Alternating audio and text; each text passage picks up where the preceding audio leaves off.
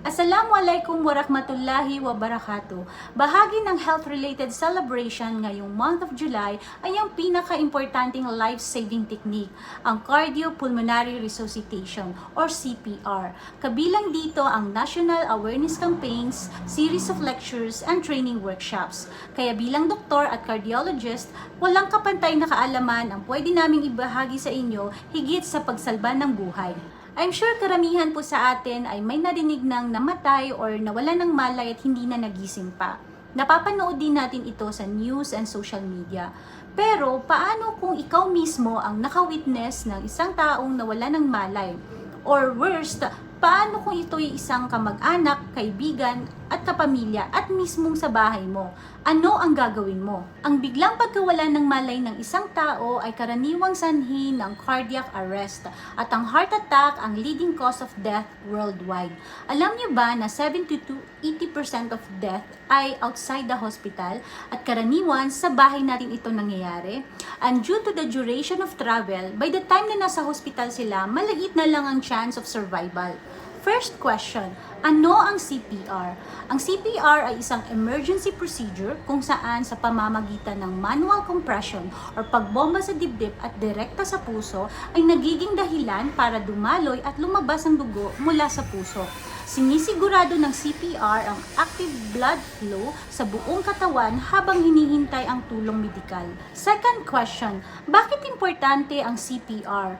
Kapag ang taong dumaranas ng cardiac arrest dahil sa choking, pagkalunod, drug overdose, trauma, or heart attack, bawat segundo ay mahalaga. Sa pamamagitan ng effective CPR, nasisigurado nito ang daloy ng dugo sa puso, utak at iba pang organs, kaya malaki ang chance of survival. Alam niyo ba na within 5 minutes or more without CPR ay nagkakaroon na ng brain damage?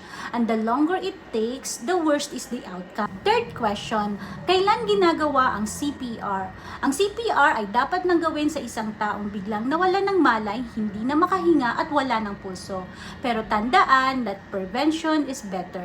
Kaya sino man sa atin ang mapansing mayroong chest pain, lalo na kapag naka-clench fist sa kanilang dibdib, may palpitation, nahihilo, lalo na kung hindi na makahinga, agad tumawag ng tulong medikal at huwag iiwanan ito. Fourth question, paano gawin ang CPR? Pagkatapos i-assess ang pasyente in cardiac arrest at humingi ng tulong, ilagay ng nakahiga ang pasyente sa sahig at lumuhod sa tabi niya. Ilagay ang takong ng iyong isang kamay sa gitna ng dibdib ng pasyente. Ilagay naman ang iyong kabilang kamay sa ibabaw ng unang kamay. Siguraduhin tuwid at pantay ang iyong mga braso at balikat. I-compress ang dibdib ng pasyente ng at least 2 inches but not more than 2.4 inches. Gamitin ang lakas ng inyong pang-itaas na katawan. Mag-compress ng malakas sa bilis na 100 to 120 per minute. Kung hindi ka pa dumaan ng training in CPR, ituloy mo lang ang pag-compress hanggang sa makakita ka ng signs ng paggalaw ng pasyente or hanggang sa may dumating na tulong medikal. Kung ikaw naman ay may alam, confident, or trained in CPR, magpatuloy ka at magbigay ng rescue breath. Ilagay ang iyong palad sa noo niya upang itagilid ang kanyang ulo paatras. Buksan ang bibig niya gamit ang iyong kabilang kamay. Magbigay ng rescue breath in 1 second habang naka-pinch close ang ilong niya. Pansinin ang pag-angat ng dibdib nito at gawin ito ng 2 beses. Gawin ang bawat isang cycle na binubuo ng 30 chest compression na sinusundan ng 2 rescue breath. Kung may available na EED machine or automated external defibrillator, sundin lang ang instruction nito. I-turn on ang machine at i-attach ang pads direkta sa exposed chest ng pasyente. Hayaan i-analyze ng EED ang rhythm ng pasyente. Pagkatapos ng bawat shock, sundan ito agad ng CPR. Fifth and last question, ano ang mga dapat tandaan for an effective CPR? Iwasan ma-interrupt ang CPR kung hindi kinakailangan. Siguraduhin nasa tamang posisyon at proseso ang ginagawa mo.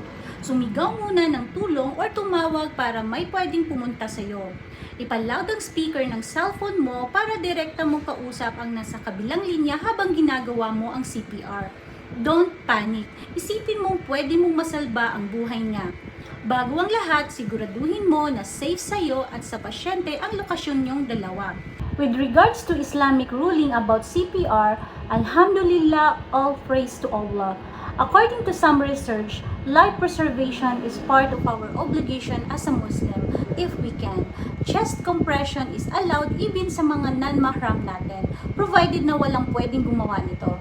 Always consult our Islamic scholars for more information, inshallah. Yan po ang aking top 5 must know about CPR. Ang cardiac arrest ay pwedeng mangyari kahit saan at kahit kailan. Kaya kailangan po nating lahat maging CPR ready. Mag-participate po tayo sa mga CPR workshops sa ating lugar or manood ng mga videos related dito. Thank you for listening and wassalam.